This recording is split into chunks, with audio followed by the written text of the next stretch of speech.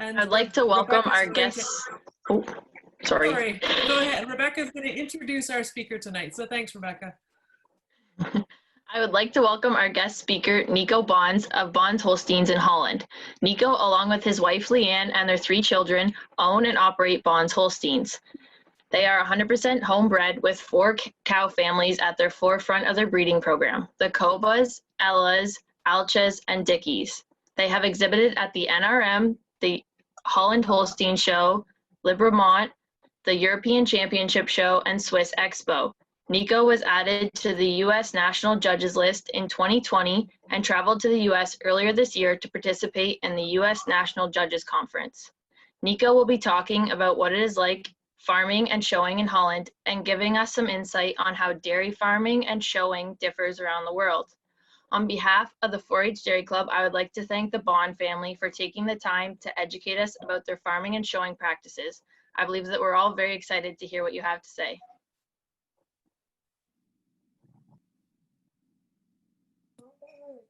Excellent. Thanks, Rebecca. And Nico, right over to you. Okay, can everybody hear me now? Yes, perfectly. Okay, thank you. Thanks for the invitation to speak for you for the 4-H Dairy Club. Brianna asked me a couple of weeks ago, or I want to say something to this club, how it's going in the Netherlands about showing the cows and getting them ready. I said yes right away. Didn't notice there is a big time difference between Canada and the Netherlands. It's 1:30 in the night at the moment here, but I'm a real night person, so no problem at all. And I shall wake up tomorrow morning, maybe a little bit later.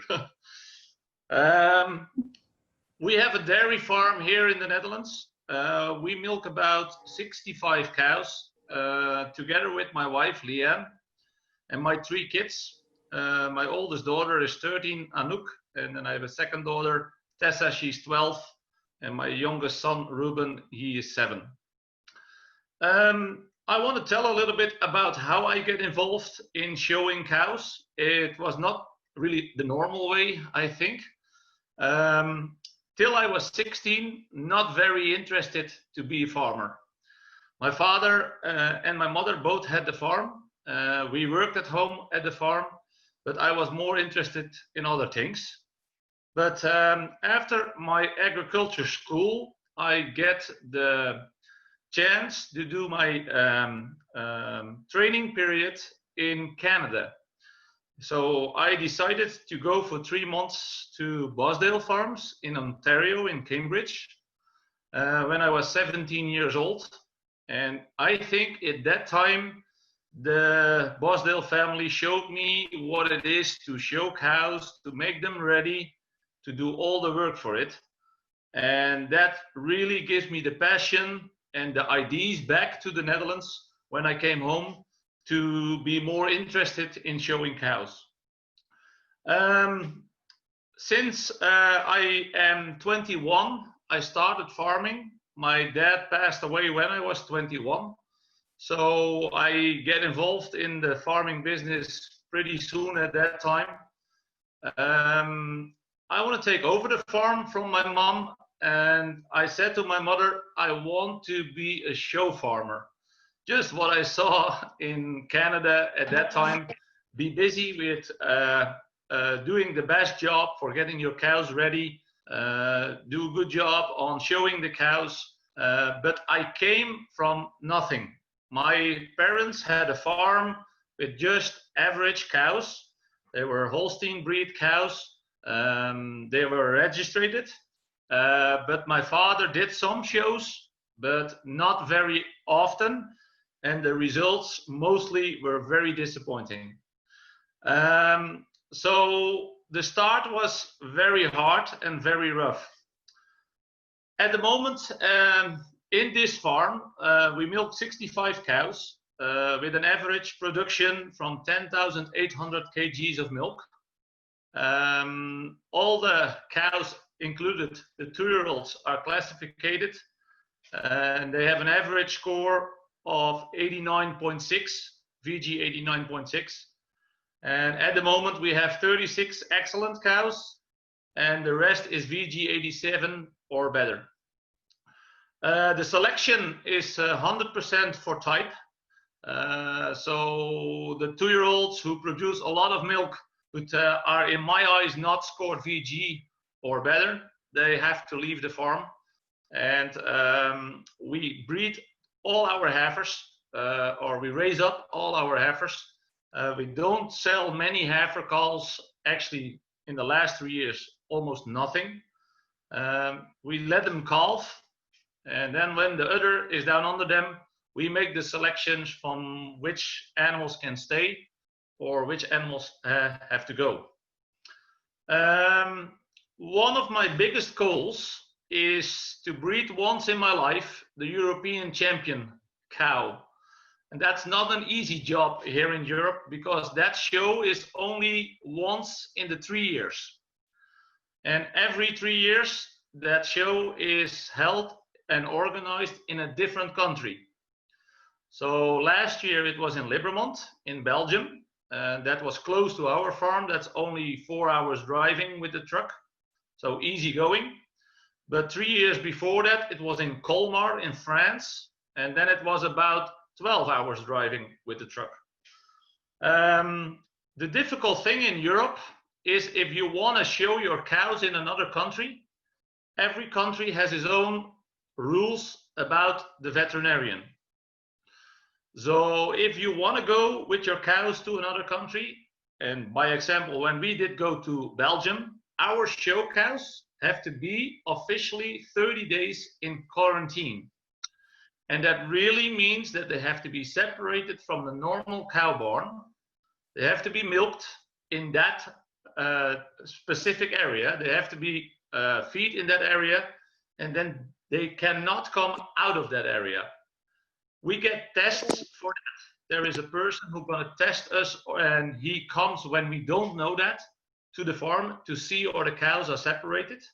So that is a very difficult thing for us, and a lot of extra work on top of the work you have already to get your show cows ready. In my farm, we breed 100% for type. So we're using the highest type bulls from around the world. But I have to say, in the last 10, 15 years, I think 99% of the bulls came from North America. And I actually think that more than 80% of the bulls we're using are from Canada. I think the bulls from Canada for us and North America are the most safe to use. They don't really often disappoint us. I think the type, what we want is what we get. And of course, I keep my eyes open when I go visit shows or when I judge shows to see what amount of animals from which bulls are really coming in the top 5 or in the top 10. So, and we're still using some young genomic bulls, but the most of the bulls we're using are proven.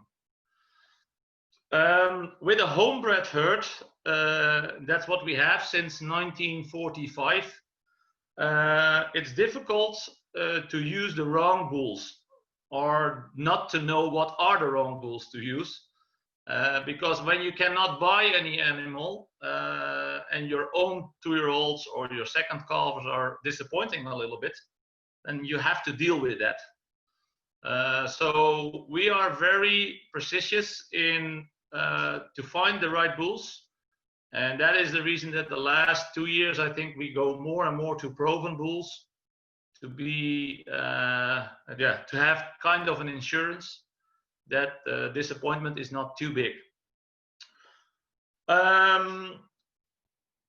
The thing what I want to tell you a little bit is that I think a lot of young people think that if the parents doesn't have the show cows already, it's maybe impossible to increase your own cattle in the next 10 or 15 years. But I think if you put a lot of work in your show heifer or your show animal, and you really spend your time and you have your patience, I think you have a big chance to be the same good as anybody else. And that means that you have to know what is your real goal with your animal. Do you want to win or do you want to breed for a show heifer, or do you want to win or breed for a good show cow? In my opinion, sometimes that is maybe two different things. And there are three things very important to reach that goal. I think the first one, and that's probably the most talked about one and maybe the most easy one, and that is breeding. You have to find the right bulls. If you don't use the right bulls, then you probably never reach your goal. The second one is your feeding program. I think that is a very important thing also.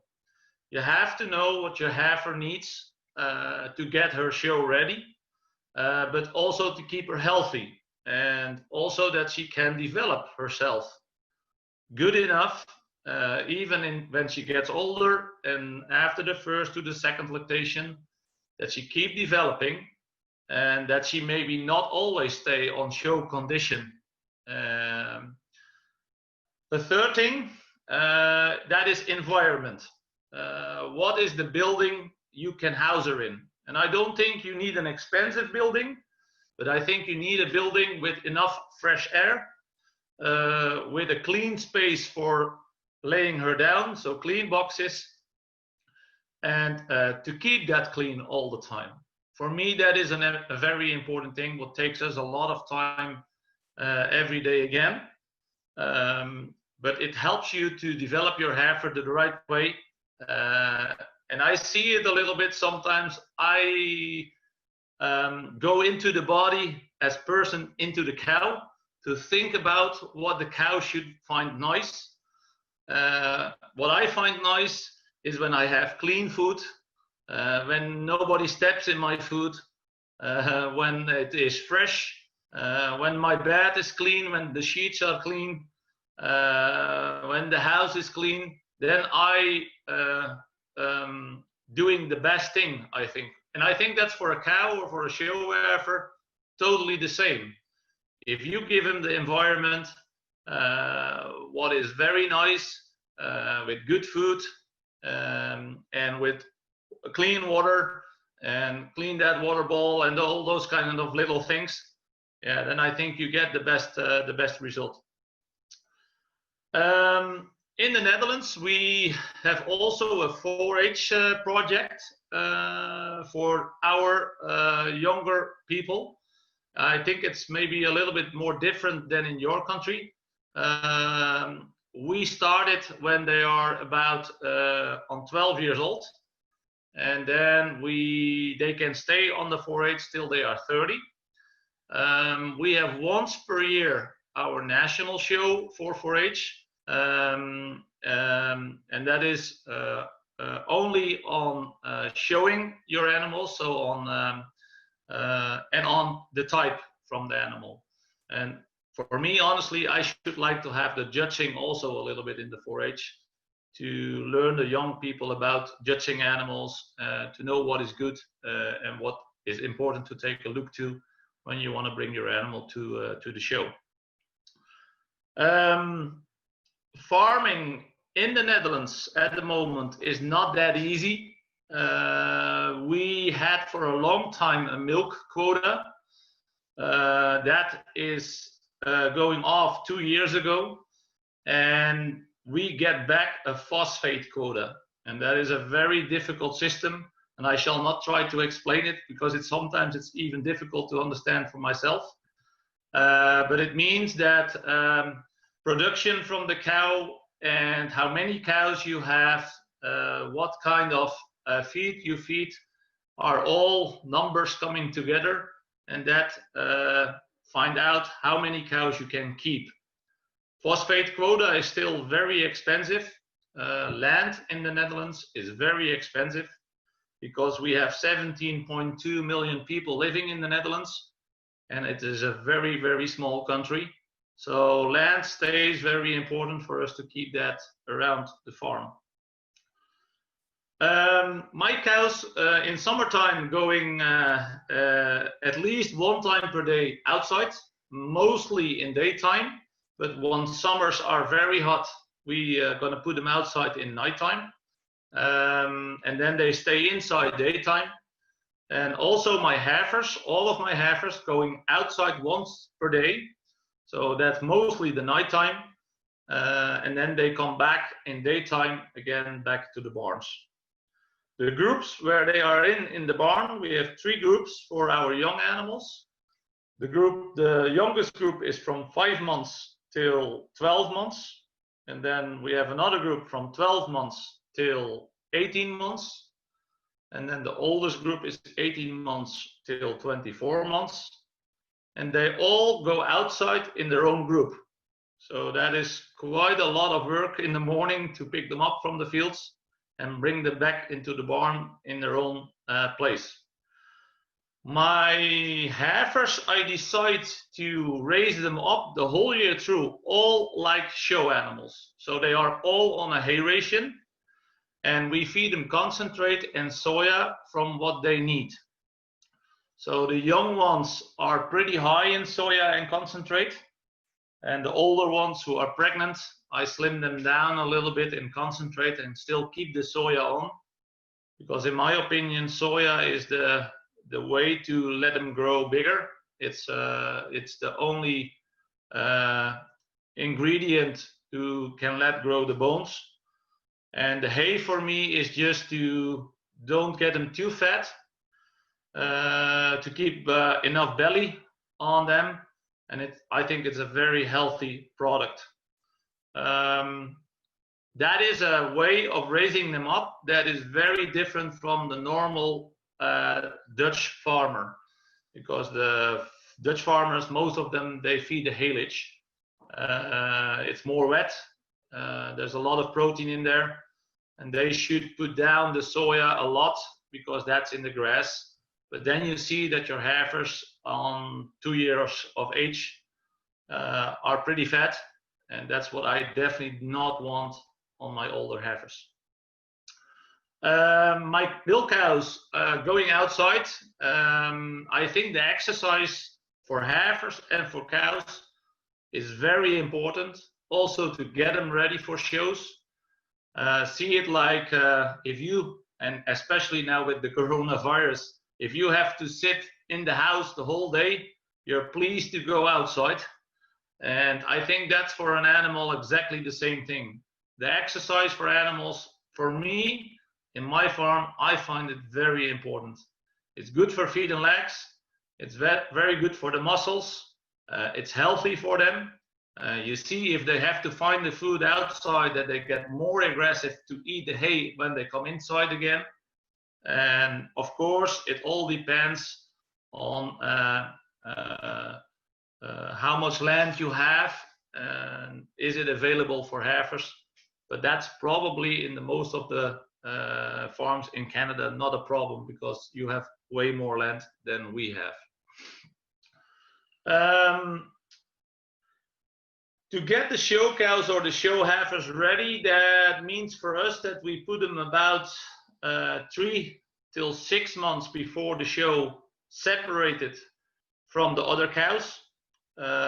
So they are at that time when we have a show in the Netherlands in the same barn as the milk cows, but we put a gate between the normal cows and the show cows so that they are in the same environment, in the same building, in the same straw bedding as every other cow, but we can do the feeding different than the normal group.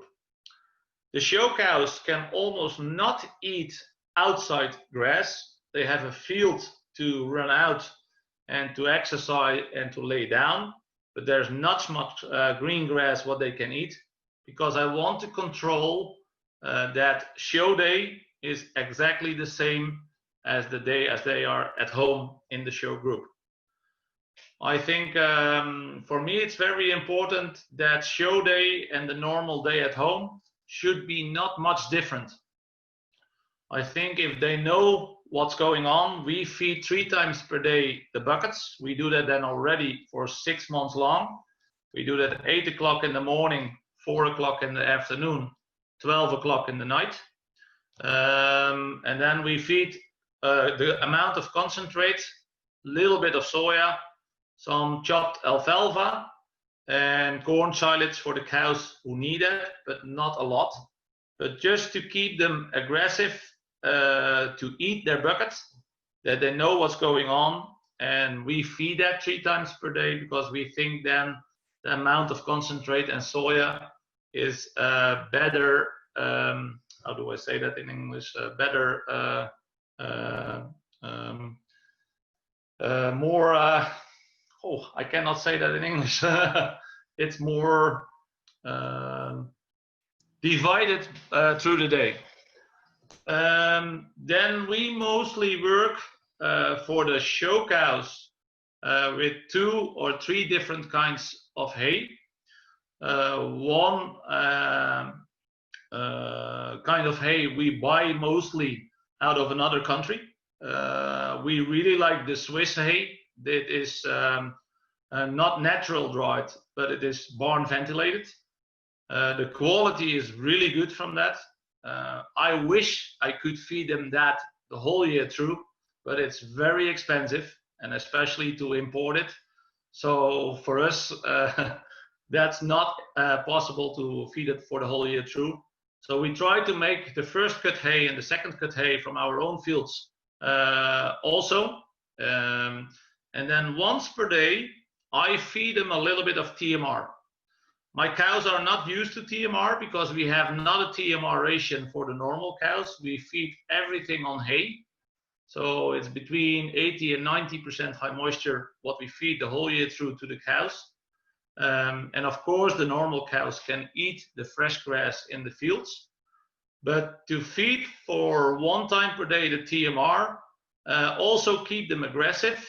And I think to change the feed a little bit with 2 different kinds of hay, or actually 3 different kinds of hay and the TMR, keeps them hungry and aggressive all the time.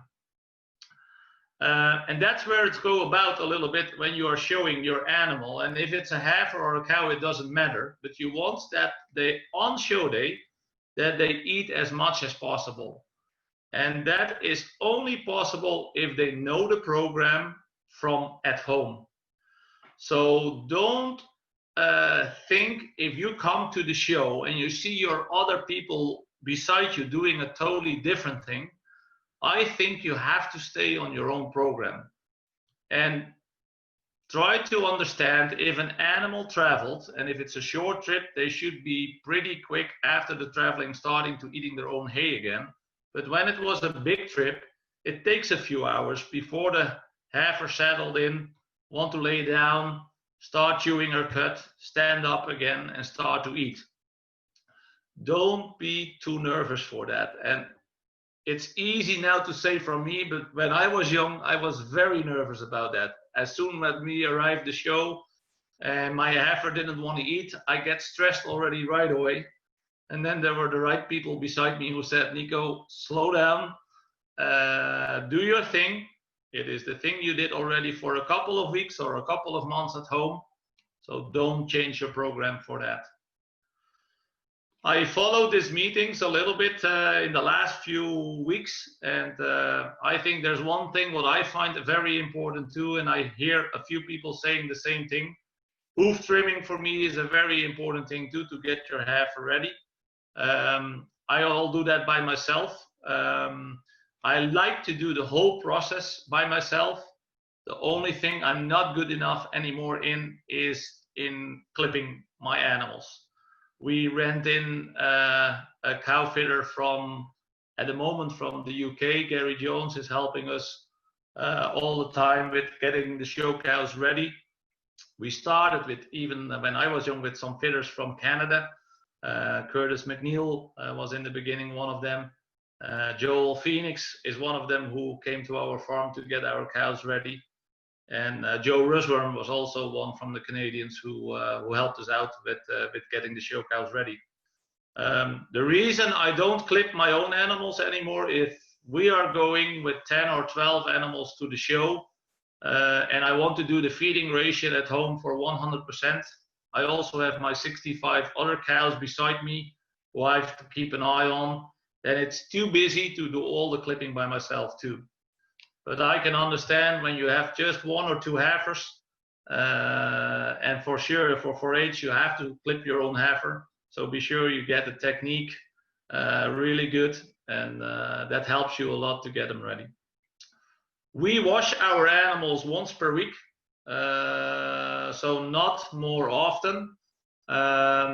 In the show week, or in the 2 weeks before the show, we wash them 3 times per week.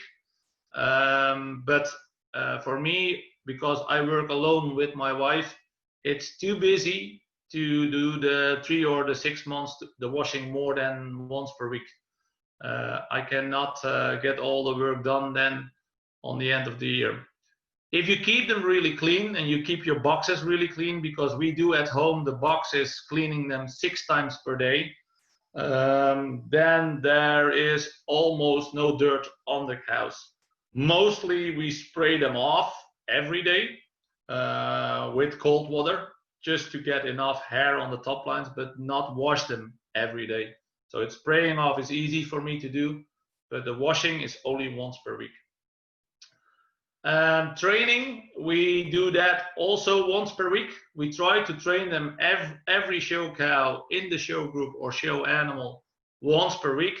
And I mostly do 2 animals per day, because I feel that when I have to do 5 and I want to do an intensive training, then on the end, my patience is not long enough anymore, especially with the animals who have to learn the things in the beginning. So I figured out, for me it's working better that I only do 2, take my time for that, be patient for that, and then the next day I do the other ones. And in that way, I believe there is not one way to go to get your show animals ready. I think there are different ways to go to get them ready, and you all can get a good result with it. But there are the little things, or the most important things, you have to do it on the right way. And that's that you get enough hair to get that top line, and especially for the heifers, I think it's more important than for the show cows, because honestly, a good show cow doesn't have a lot of hair, because if they produce a lot of milk, then there is not much hair on the top line. But you see with breeding also that the top line is getting stronger and stronger. And I judged many shows through Europe. I've been in more than 12 or 15 different countries to judge the national shows. And when you start judging, you understand a little bit better that the more natural the cows are, the more I appreciate that. And others getting better and better. And when you get the belly on your heifer or on your show cow, then you don't always need that long hair on the body of the heifer. And if they are strong on top, you don't need a lot of hair on there too. When you judge, when you start judging, you realize a little bit more how short the time is from a judge to see your heifer.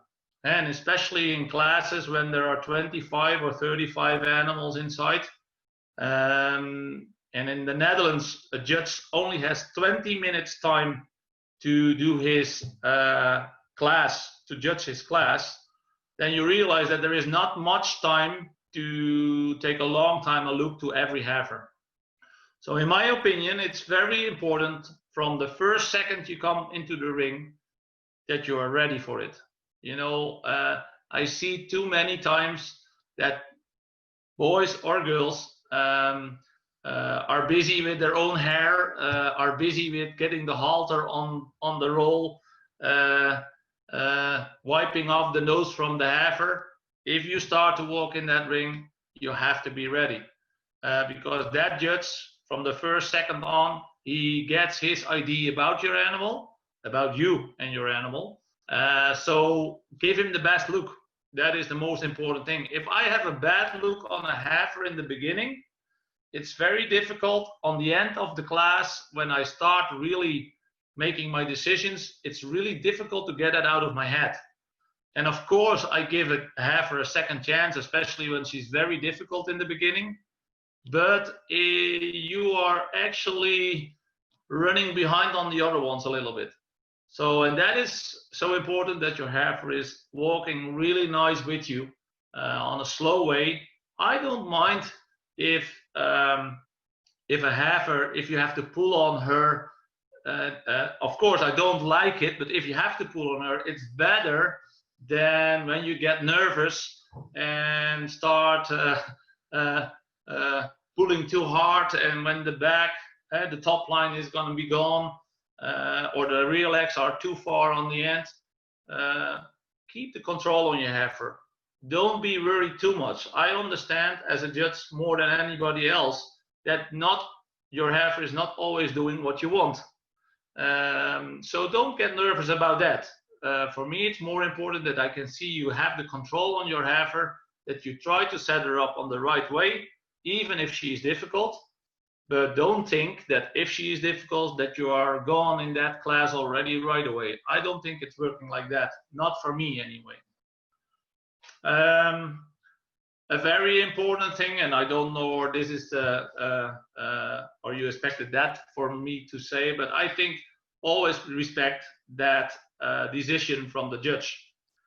And I say that easily now also, but when I was younger, I was sometimes very disappointed when my heifer came 6th or 9th in the class, or maybe even 15th, because we all know that you put a lot of time and effort in your heifer, but that judge is asked to put them in the right way, and he don't have any problem with any person, so he just have to take a look to your heifer and makes his decision what he thinks is the right way. I don't think it's wrong on the end of the show if somebody wants to ask something to the judge. Honestly, if you do that on a nice way and you really want to ask something about your heifer, I don't think it's wrong at all. But never say that that you thought that the judge was wrong, or in your opinion another heifer should be first. I think you have to be careful with that. Appreciate that the judge is doing his job.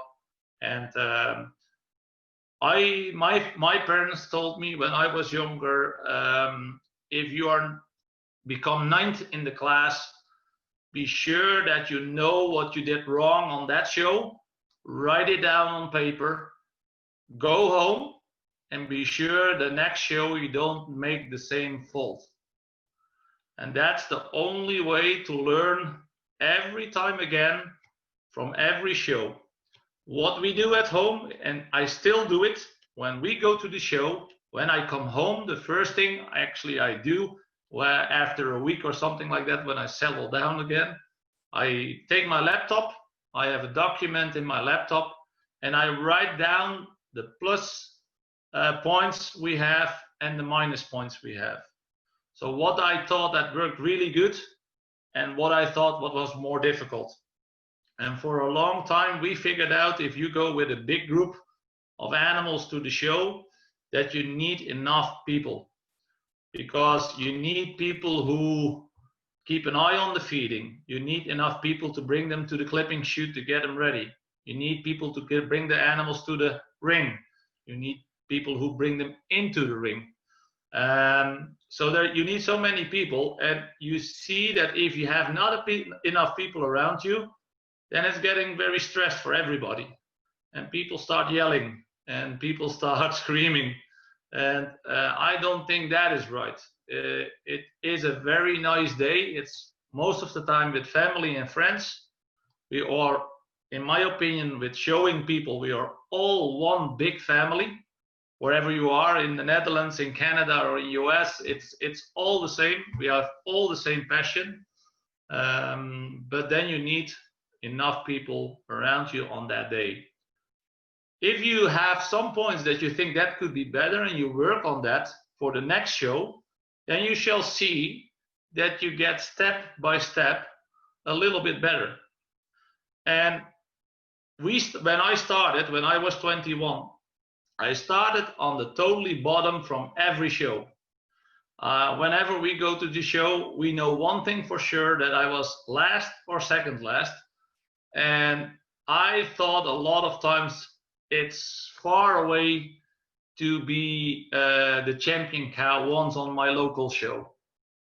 But we worked hard for it. And not only me, also my wife and even my kids at the moment worked hard, really hard in the farm to get everything done and everything finished. But then you can see that the results are coming.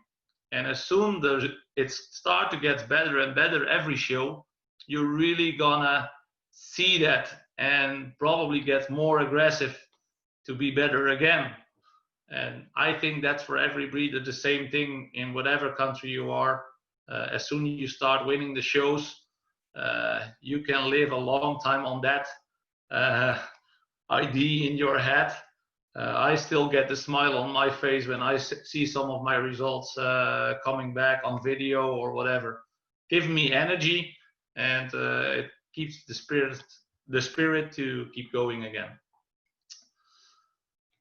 I think, Jennifer, in the most things I told, the most things for that. So yeah, if there are questions, free to go. There's one in my house. I'll go first. Can you, Nico, expand on the classes are different in Europe, the way that the classes are divided up, the ages of the animals. How does that work in Europe? How, because I know the classes are numbered. Here we have junior calves and intermediate calves and senior calves, and then we have junior two, well, we have milking yearlings and junior twos and senior twos. How do they do that in Europe? Well, if I talk from my own country, that's the most easiest because I know exactly the rules from the Netherlands. We have a little bit of strange system in my opinion. We tried to change that already for a few years to get it changed, but it's very difficult. We have a catalog. The youngest calf is number 1 and the oldest calf is number 100. And they see what animals arrived on the show on show day. And they put 12 animals in each class. So before you start to the show, you don't know or you are in class 1 or in class 2. You almost can guess it. You know, if you are number 14 and some of the entries didn't show up, then the chance is big that you are in the first 12. But that system, I don't like it at all, because it's not a fair game, because sometimes in some ages, in some classes, the difference in age is so big that they brought together, and that's not an honest competition. The best way how they do it is in Canada or US, just on age. You know exactly in which class you come. You know when you come before to the show in which class you are.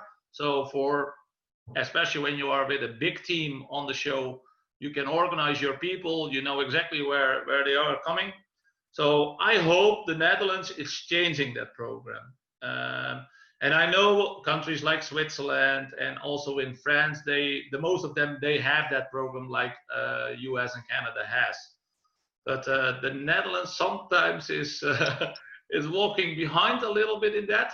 It also becomes because the Netherlands for a long time showing was not a very interesting thing anymore.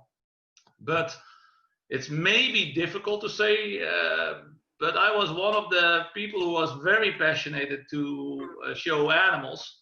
And now in the last European competition, we have to put a country group. So every country can put a country group. And the Netherlands came third after Switzerland and after France. And that was the biggest accomplishment we ever had. And now you can see that the young people are very, very enthusiastic. And we also had on the European show, the young fitter, the youngest fitter, he was the champion from all the fitters who were there. So Netherlands is doing at the moment actually really good. But I hope what you're asking me now for the classes, I hope they change that as soon as possible. Wow. All right. Oh, Jenny's back. Okay, I was going to ask a question, but she's there. So go ahead, Jen. So Nico, a couple questions coming in about your farm, and just wondering how many acres you have, and you talked about the sort of the land mass of Holland and the population density. So how many acres do you have, and how many acres would a normal farm in Holland have? Well, we have, I counted back because we work in hectares, but we own 100 acres on this farm. We milk 65 cows, but the average in the Netherlands is for every herd is about 90 cows. And I don't know exactly what the average size of land is normal in the Netherlands, but I think the average size is around 35, 40 hectares. So that's about 90 or 100 acres. To give you any idea, but I didn't count that back. We work in euros and you are in Canadian dollars, but I think the euro and the Canadian dollar are close together at the moment. Yeah, they are pretty close right now, but typically the euro is worth quite a bit more than the dollar. So is it, do you know times what is euro to Canadian, do you know or not? I'll Google it right now. Because to give you an idea, a hectare of a hectare of land, so 1 hectare is 2.47 acre. 1 hectare of land in my area is 68,000 euros per hectare. So, so 1 euro is $1.53 Canadian. Oh, so that means that 1 hectare is about $90,000 Canadian. So, and 1 hectare is 2.47 acre. So yeah, we are, that's the only way. What worries us for the future is the land is going to be more and more expensive. And it's actually at the moment, it's very difficult for the young people to take over the farms from the parents because the land is so expensive. And that is because we have too many people living in a very small country. And one thing I forget to tell is in my area, we are 6 meters below sea level. So if the dikes break through in our place, then there is 6 meters of water. That is the reason the Dutch people are pretty tall, to keep the head above the water. Interesting stories. A few more questions for you, Nico. How many shows would you go to in a year? That's about 6 or 7. In the past, we almost did a little bit more, but the big shows, we want to go at least 1 time per year to a show in another country, and they take a lot of time, and these shows for us to do are very expensive because the traveling by truck is very expensive, and the milk price is the last few years pretty bad. So we know that we can spend our money only 1 time. And if you are successful on a show, then I know for sure I get my investment back for selling embryos or selling bull calls or selling a show cow. But when you are just 4th or 5th, it's not that easy to get the investment back. But we are still working on 6 or 7 shows. No shows this year anymore, for sure, I think, in the Netherlands because of the coronavirus. My local show with more than 10,000 visitors in October, they canceled him already. The only show we maybe still have is Triple H show. That's in December. But honestly, I'm not very positive. I think this year probably all the shows going to be canceled for us. Another question for you. At the shows, do they have colored breeds? And do you have colored breeds on your farm? We have on our shows, mostly we have black and white Holsteins and red and white Holsteins. Jerseys, we don't see them too much here. We actually don't have shows for them. I think there in Netherlands, there's only 1 local show where you can show your jerseys. And for the inbreeds or crossbreeds, we call that, those farmers are mostly not so interested to go with those cows to the shows. So yeah, I think 99% of the cows who are coming to the show here in the Netherlands are the red and white Holsteins or the black and white Holsteins. They are still separated from each other, but I think the time is coming closer and closer that maybe they're coming into one ring. Do you know how they choose the Netherlands EYBS team? Yeah, when you do a good job on, no, I know that they want to send the people who do a good job on the Triple H show with the showmanship and with the clipping competition. They have the first choice, but if a team wants to go and they have to bring their own people together, it's a group of 4, I believe. And then I think the Dutch Commission make a selection which team can go or not. But I think and I'm not really involved in that, but I think they give the people who does a good job on that Triple H show, on the national show for clipping and showing, if they do champion and reserve team, they get the biggest chance to get in the team to go to the young breeders. Okay. Has your farm had any issues with flooding in the past? Yeah, that's a long time ago. I don't know about that anymore. That was 53 in our village. There was coming a lot of water. About in 1982 or 1983, it was very close. I know my father was still alive. I know we talked around the kitchen table when I was very young about that. We maybe had to move with the cows and with the animals.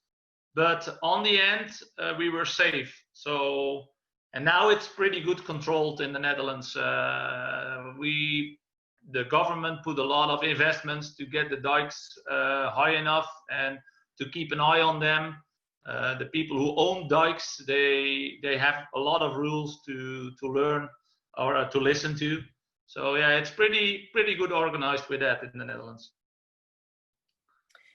Nico, when you came to Canada, what was one of the things that you learned the most from the Canadian dairy farmers? Well, it was for me an unbelievable big change, because if I saw when I came in 1994 to Canada for the first time, and I have to start with the beginning maybe a little bit. I was just 17. I was raised up with no vacations at home because my mom and dad never go on vacation. So I stepped in the plane. I know that my mom had a little bit tears in her eye when I was leaving. I was smiling a little bit because I thought it's okay to leave her for a little while. But then I arrived on a place and the people I didn't know really well. It was relative for me. The Bosdale family came originally from the same village as where we are living now. But I had not the contact with Ed Bos, the person where I came into the house. So it was a totally new experience. My father was just a commercial farmer. So if I want to spend time to put the show heifer a little bit separated, then he didn't really want that. And when I came to Bosdale and was going to I know it was the Perth Waterloo Holstein show, I think we were going to with the animals, I saw that everybody was very passionate. And I think the best thing Canada has is that 4-H project for the young people. If you start young with it, then you learn from the beginning. And we had for a long time not a 4-H project in the Netherlands. So we start with that about maybe now 10 or 12 years ago. And then you see that the people who are interested for showing is growing again. We were, in the time we had not a 4-H project, we were losing enthusiastic people because everybody started to be commercial a little bit more. And showing took a lot of time and was something for North America and not for us anymore. But time is changing for us, and I'm really happy about that. But what I see, and that is, I think, the biggest difference from what I see now between North America and maybe the Netherlands. when a show is over in the Netherlands, when the last cow is in the class and Grand Championship is done, 5 minutes later, everybody is home. Cows are gone, everybody is home. What I see when I come to the Royal, when I visit the Royal, and I almost do that every year, if the show is over, everybody stays there and live as a real family together.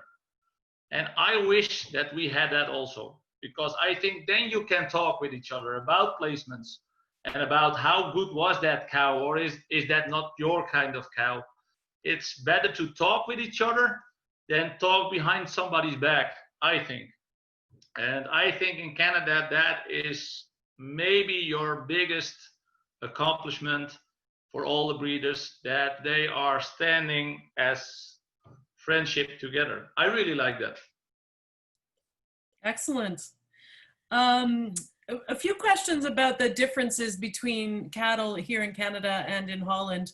Do they judge different things? Are the animals, do they have different characteristics? And also, is the head carriage different in Holland than it is here in Canada? No, I think that for the last question, the head carriage is I think the same. We want that the same as you have that in Canada. The judging in the Netherlands, if you get a real particular Dutch judge, I think feet and legs is a very important thing, and that is because we have 99% are freestalls with sledges or closed floors or whatever. So we know that if you want to keep cows on that, you need really, really good feet and legs. I know that the Dutch judges don't like too much high pins. You know, if show animals get high pins, you are pretty well finished with getting a good result on the show. And I think, but that is something you're seeing around the world more and more. We don't have to get them crazy big. We still want to have to live the cows in the cubicles. We don't have many farms who keep cows separated for shows, because now you have maybe a little bit a person behind the video screen who is so much different than the rest in the Netherlands. We really stand up and go to bat to get show cows ready. Every decision we make on our farm is made to get that Grand Champion cow once in our life on the Open European Show. That is, the whole life is going for that. So I think judging around the world, and that's what I'm seeing more and more. I was in March or in April, I was also in US for the judging competition. We see more and more that we are coming around the world closer together. We're looking for the real quality cows with amazing good udders. We want to have them really balanced.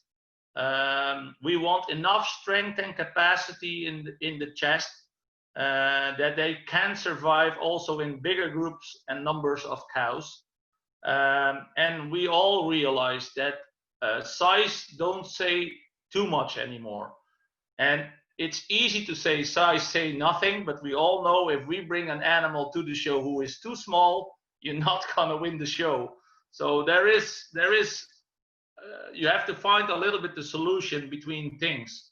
But I'm pretty happy what I see worldwide going now with judging. I'm pretty happy about the way how it's going, because I think we have to be careful that we don't lose the contact also with the commercial farmer.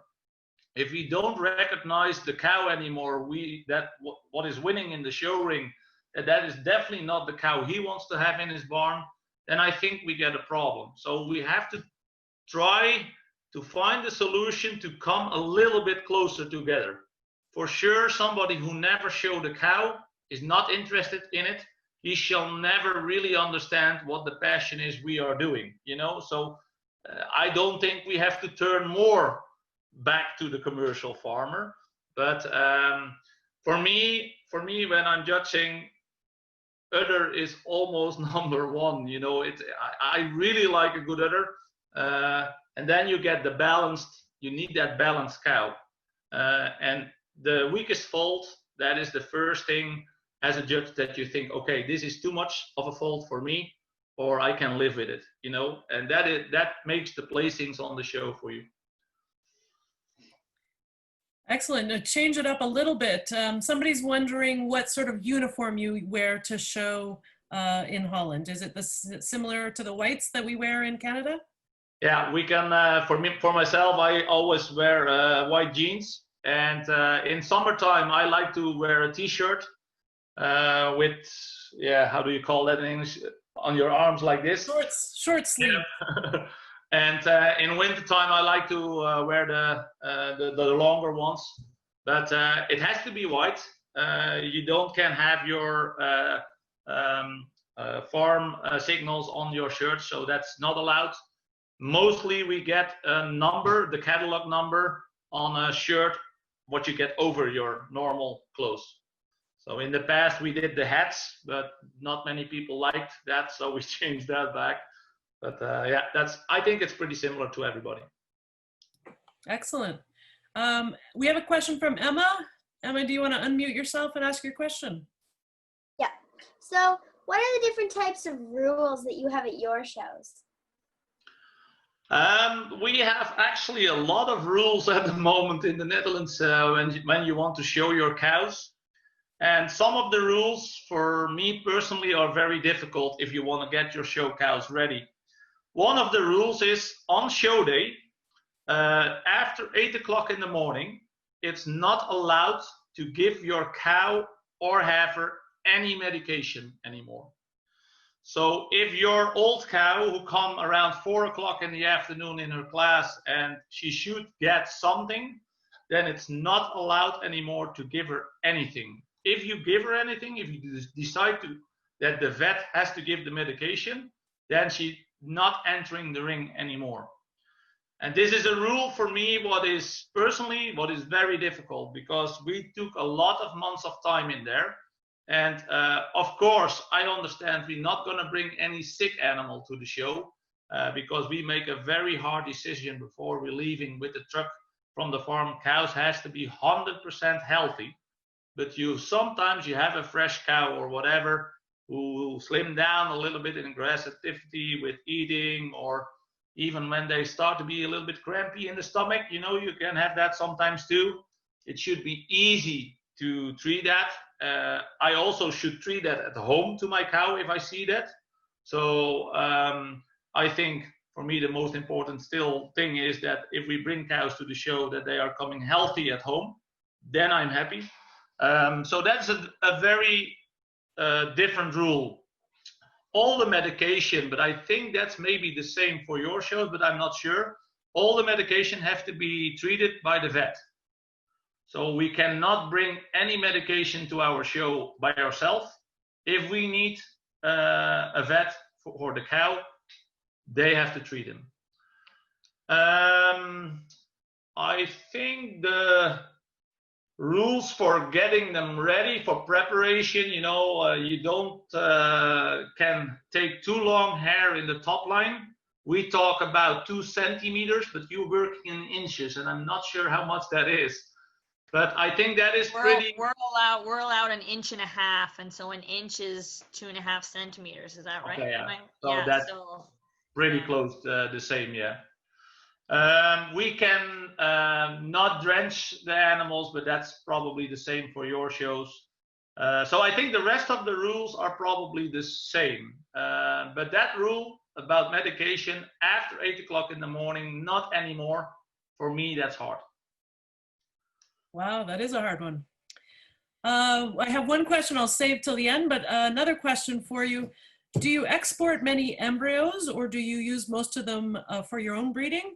And maybe we'll also ask you, do you import embryos from other countries?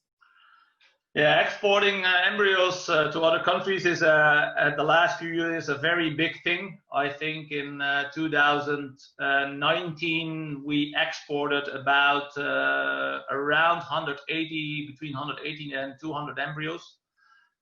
Going to Japan, France, Switzerland, Italy, Belgium, Sweden, Finland, and my first ones are arriving now to Canada. because West Coast is 50% owner from one of our top show cows, the Authority daughter. We've flushed her a couple of times, and the first 10 embryos are coming to West Coast now. That also was a very difficult process because with the health regulations and the blood test we have to take, and it has to be on particular days after flushing. Don't ask me again, but it was very, very difficult. But I'm very pleased that West Coast take the opportunity to come in one of our top show cows. It was really a big honor for me, and I hope that the cow breeds really good, and that I see once a heifer or a cow back in the ring on the Royal. That should be a big dream for me. So importing embryos, no, we never did. Since 1945, we are homebred. It was a little bit an unspoken rule with my dad. I never actually talked with him about that. But when he passed away, I decided that I keep the family tradition going. And that's not always easy, because sometimes I see animals around myself from other breeders that I think, okay, they are maybe not too expensive to buy, and I probably can develop them as really good show cows and market them really well. But it is what it is. It keeps me focused, because if you cannot buy anything, then you have to be sure that your own animals are good enough. And the people around you are also very passionate and energetic. So it's no time for me to step back. I feel a little bit more that I have to step forward every time, because the young people are really on my shoulders almost to beat me. So it's I'm a little bit afraid about that. All right. Well, we're going to have we'll all come and cheer when those animals make it to the Royal, the embryos that you've sent over to Canada. So you'll have a big cheering squad. Any, I have one here for you. What are good purebred milk cows in the Netherlands worth right now? At this time, it's very, very low prices, because the milk company in 3 months in a row dropped the milk price down pretty hard. We are at the moment on 34 euro cents. And for me, by example, on my farm, my cost price per liter is around 35 euro cents. So we lose 1 euro cent for every liter we are leaving to the milk company at the moment. What was the question again? Say one time more again, because now I forgot the question. What's the cost of a good purebred milk cow? Yeah. In my farm at the moment, a good cow we have at the moment, by example, a third calver Seaver daughter for sale, VG88, as a second calver, is pregnant again with crush time, and we are asking 2,800 euros for her, but it's very difficult to sell her for that price at the moment. So commercial animals, just commercial milking animals, registered and everything, are for sale at the moment around 1,800, 1,900 euros. But then you have just the commercial, and normally our animals we are selling are between 3,000 and 4,000 euros. So, and then the special ones, we can get a lot more for that. But we are selling the last 2 years now more animals for 50%. So we keep them on our farm, but people can invest for 50% in our animals. So then when we start flushing the cow, 50% of the embryos are going to the new owner. So, and people know that we really want to take care about our animals, so they are happy to leave them on the farm here. And for us, it's a nice way, because we can still work with our own cows, but it's also nice to get new friends and investors in your cow. And I think when you try to do a good job, then if the next time you have a new animal again, a good one, they are maybe interested again.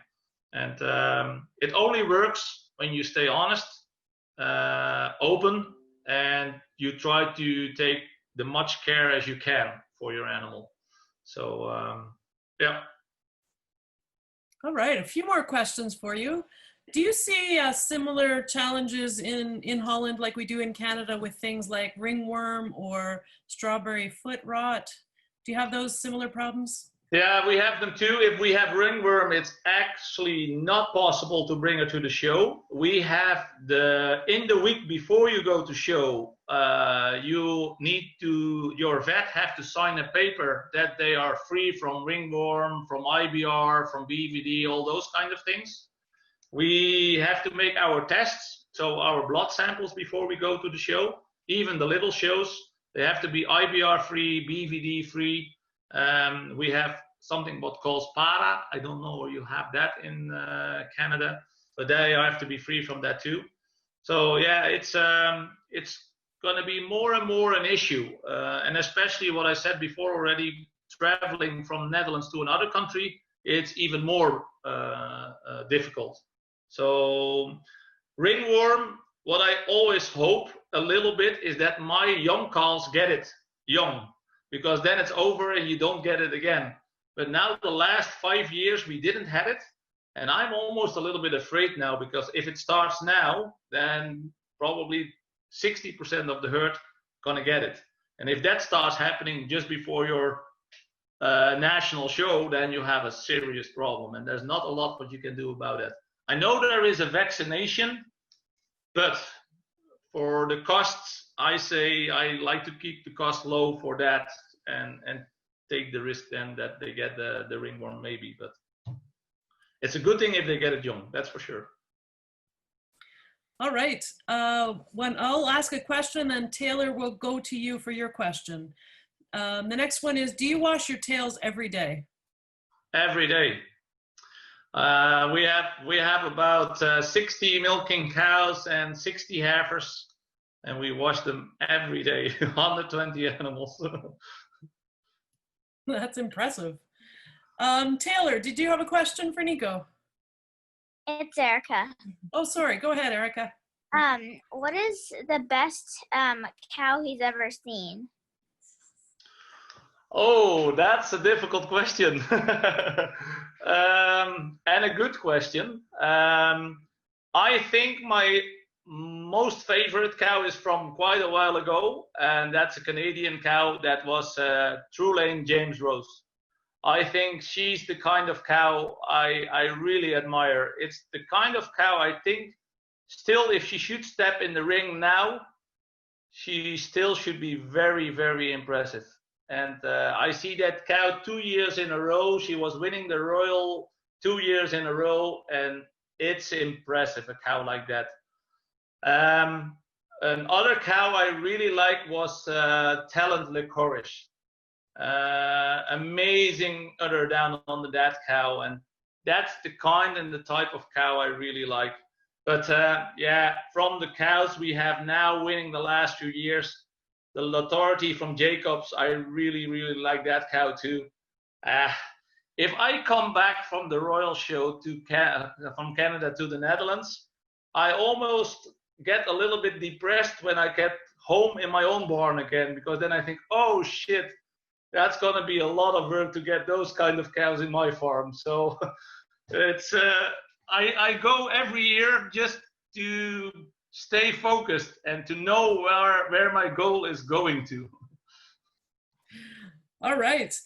Do you rinse all the animals every day? You mentioned the tails already, but someone's wondering if you rinse the entire animal. No, only when we have the show group, we do that once per day on the show group, but not on the normal group. So what we do with the normal group is just if they are dirty, we wash them off or whatever. But it's too many animals, and we have not enough people to all wash them. In my ideal dream, I should want to wash them every day, but it's for me it's impossible to do.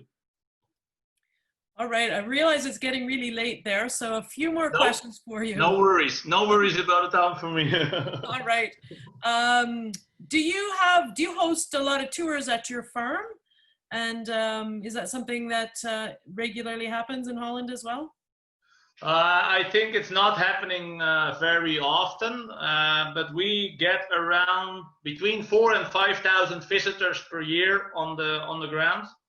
So most of them asking before to come. It's not many times that people just show up and come to the farm.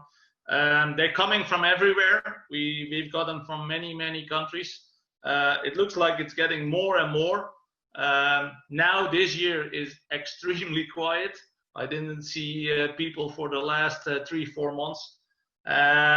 But yeah, for us it's very interesting. I like to get the people on the floor because I can show them what we are doing. And I think for marketing, it's very important to get the people into your farm, that they see what you are doing. Because I know that the Netherlands a little bit has the name that it's not a show country. But I realized when people come to our farm and see the cows, and especially when we go with our cows to the European shows, that people say, okay, it looks like that Bons-Holsteins is born maybe in the wrong country. I wish I was born in Canada. Well, we will take you back if you want to come. Yeah. Do you, Nico, did you speak English before you came to Canada? And do your kids speak English? Yeah, my kids speaking English because we have the whole year through we have a trainee on Bons-Holstein. So they're coming from everywhere. We had them from Canada, US, Japan, Korea, UK, everywhere. So we start speaking a lot English at home. So my kids picking it up a little bit too, especially my oldest daughter. Yeah, you can see that she gets it on school now, and even my youngest son gets English already on school. So they start young with it. When I go to Canada, I didn't speak a word of English. And the best way to learn it is to come into a family who speak English. And I was lucky because Bosdale still speaks a little bit of Dutch. So if it was really difficult, I still could ask him in Dutch. But after 3 months, I think I speak 2,000 words more English than when I was leaving. So if that is something what I want to say to the kids. If you have the chance when you're older and for school you can do a training job abroad in another country, really try to do it. I think it was my best experience ever in my life. It changed my life actually. So if they have the chance, they really should do it. It sounds like it really had a huge impact on your life for sure. And your English is exceptional now, so that's great. Thank you. So a big question for you, and this is a bit of a loaded one, but which bulls are you using these days, and which are your favorites? Oh, it's so difficult at the moment. The last few months, we are really struggling with what kind of bulls we want to use. I'm thinking more and more that I have to stay on the proven bulls a little bit. Of course, I want to use a few of the young genomic bulls, but I cannot take the risk that I use 1 or 2 of the bulls who are not working okay for us. So what we are doing at the moment is we're still using Dorman. We're still using Unix. We have no Unix daughters yet milking, but yeah, I see everywhere around that the others are really good. We're using Alligator a little bit.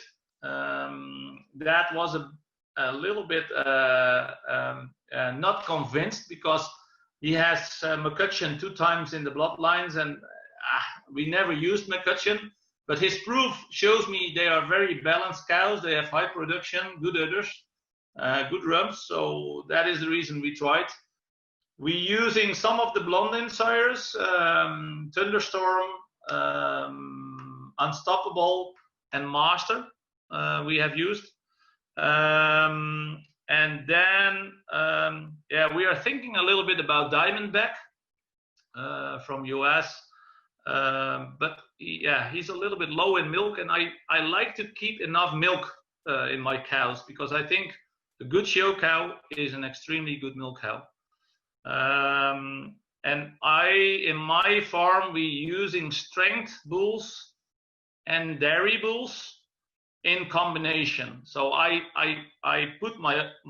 I put my bulls in two kind of camps. By proposal, Solomon for me was a strength bull.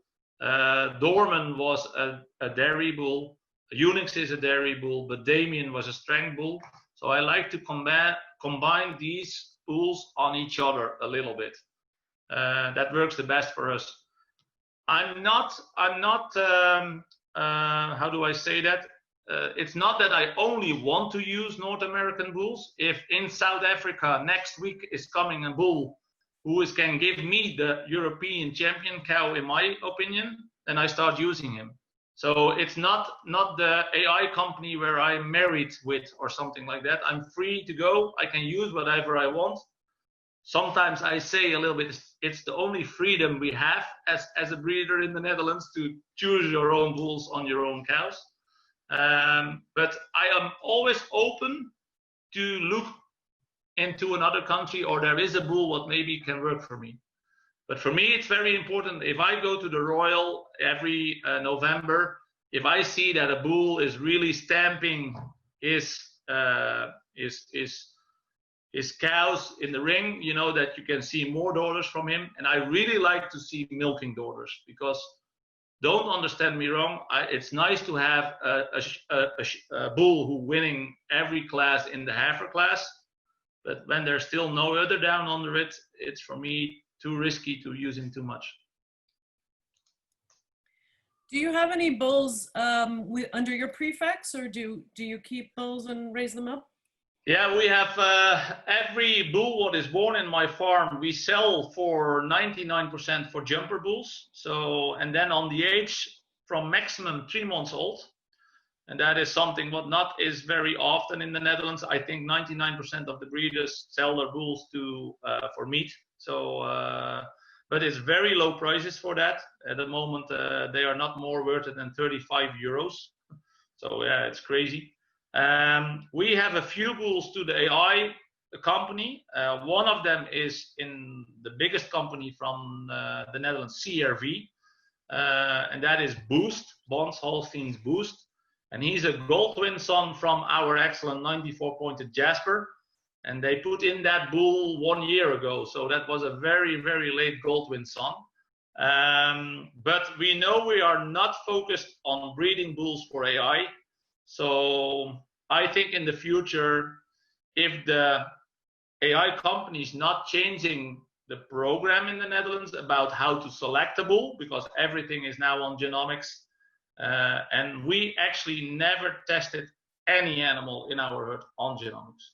So I don't know or they are high or low.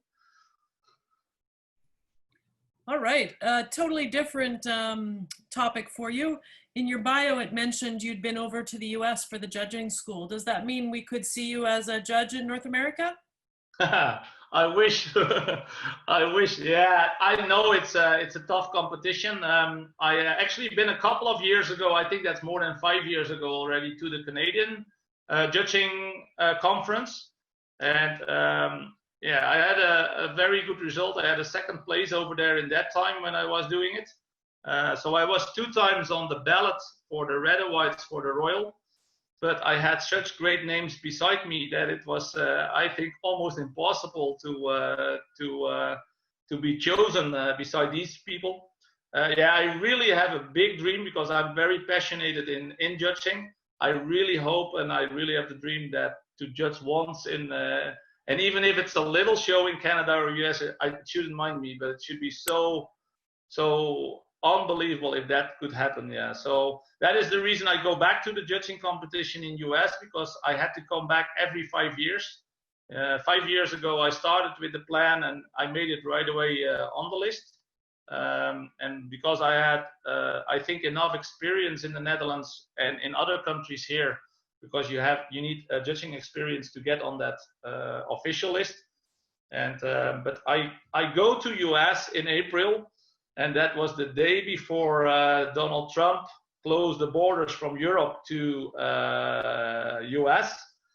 And then I decided to go one day before the judging competition was to go home, because I was afraid to not come home anymore.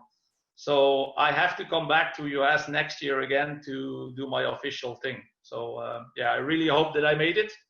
And yeah, judging is my passion, so should be nice. Excellent. Well, we will all spread the word that how lovely and fantastic a judge you would be. I think, Emma, did you have one more question? And then I've got one more in the chat. Yeah. So how many different cattle breeds do you have in your barn? We only have one. We have only, well, actually we have two red and white Holsteins, and the rest is black and white. I should like to have some jerseys because I really like jerseys. And I think it's the same kind of animal as the Holstein breed, because they have the really dairy character. You know, they are so flat-boned. They are even more dairy than maybe a Holstein. But we have no shows for them. So to keep them just for having them in the barn for me is too difficult. Other breeds, for me, I'm not so interested in to have them in my own farm. You know, if I have to judge on other shows, Brown Swiss or whatever, it's no problem at all. I can enjoy that a lot. But for keep them in my own farm, I keep it to the Holsteins at the moment. You may be too tall for jerseys, Nico. Yeah, I think I have to put my wife in front of these cows then if we're going to show them. Two more questions here for you in the chat box. The first one is, do you use sexed semen on your cows? Yeah, we try to, but our results with sexed semen is not so perfect. So if we have time enough to get a cow pregnant for shows, you know, because every cow gets its own program to how many months before the show she has to be calved. If I have enough time, then the first time or the second time I try it with sexed semen. After that, I change. The flushings, I try to do them for 99% with sexed, because the people are not enough interested if they are not sexed. And I can understand that. So, but we have collars around the neck already for a few years who count rumination and heat detection. And I really like that system because I think the moment of insemination is better. The system tells me what is the best time to inseminate, and even also with sexed semen. And I think the results for us are much better now than in the past. Right. And another question here for you. Offhand, do you know what your income ratio from milk sales and animal sales would be? Yeah, at the moment it's about 55% from the milk check and 45% from animal sales and embryo sales. And I should like to raise that up a little bit, but I know now that this year it's going down because with COVID and no visitors and no shows, it's more difficult. So you can see that if farmers in Europe has a good milk check, then they are okay to invest in embryos or in a show cow. But when the milk check, and we have that too many times in Europe, when the milk check is low, then people will save the money for feed or for other things on the farm to invest. So, but my goal should be that in the future it is 60% selling animals or embryos and 40% of the milk check. But I'm not sure that ever going to happen. It's a similar challenge, I think, in Canada right now as well. Probably, yeah. What type of parlor do you milk in? We have a 2x6 herringbone parlor, and not a lot of technique in there. We still have the containers in there. I like to see how much a cow produces, not a number, but the amount of milk in the container. We have rubber mats on the floor. We feed all the concentrate in the milking parlor, so we have no stations in the barn where they can eat the concentrate. I think the fighting around the stations for me is too difficult for show cows. Sometimes you see if they don't have gates behind the stations that they can put the head in the udder from another cow to come in the station. And the thing is, I always milk together with my wife. That's kind of a routine we have.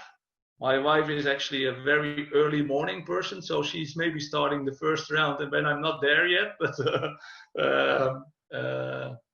we always keep 12 hours between. So we start milking 7 o'clock in the morning and 7 o'clock in the evening. So we are not very early up in the morning, but we are also a little bit late inside out of the barn in the evening. At this rate, your wife may be milking without you tomorrow morning. We'll still be talking. There were already a few people who suggesting that on Facebook when they saw that I have the meeting tonight. So, any last questions for Nico before we let him go? You can type it in the chat box or just unmute yourself and ask him directly.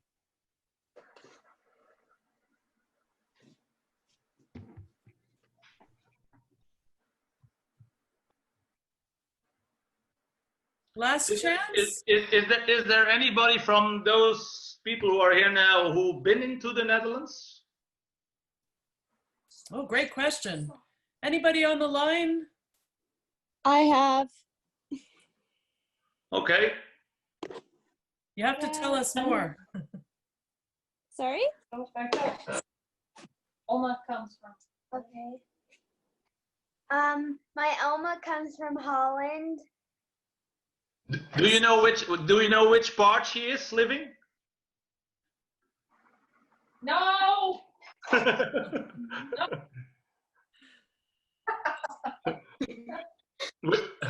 Alicia, did you can you tell us more? Have you been for a show or just for a visit? For a visit in 2012, my Oma and my Opa took me, my brother, and my mom for our grade 8 graduation. So, Nice. yeah. And I think, is it Clarissa? Were you over to Europe for some shows? Yeah, I was in Belgium for EYBS last summer. Ah, yeah, okay. How did you, was there for you a big difference in the teams, how they get the heifers ready, or difference between clipping, do you think? Not so much in the clipping, no. Some of the showing is a little bit different, similar more to how Quebec shows than Ontario, if you know Canadian provinces. Yeah. More just in the showing. Clipping was very similar. Okay. And who is selecting that? Who can go from Canada to the Baptiste in Belgium?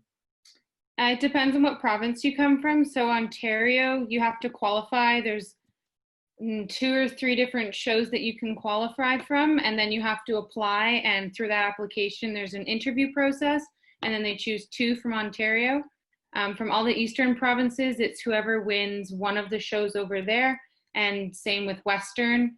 And then Quebec, they have kind of like a fitting showmanship thing that one person comes from there and another person comes from just another show, whoever wins overall there. Yeah. Yeah, I think Baptiste is a very, very good thing. They started up a couple of years ago, and I think they do an excellent job in that. And it's so nice to get the people from around the world to there and see each other again and get new friends and everything like that. Yeah, very nice that you was there. Yeah. It is an incredible honor to be picked because the competition here in Ontario is pretty stiff. So I can believe that. Yeah. Excellent. Well, I don't see any other questions, so I'm going to ask Taylor if you have a few words for Nico. Okay. On behalf of the members from across Frontenac, Leeds, Peterborough, Carleton, and Dundas counties, we want to thank you, Nico, for taking time out of the middle of your night to speak to our group. Your presentation was informative and very interesting. Thank you. More than welcome. Excellent. Thank you so much, Nico, for being with us. We'll let you go. We have a few more things to do in our meeting, but you better get to bed if you're going to get up and milk in the morning. Thank you for the time, and thank you for the invitation. And hopefully I see you again in the next show on the Royal. We will all come and say hi. Bye. Thank Bye. you. Thank you. Thank you. Bye. Thank you.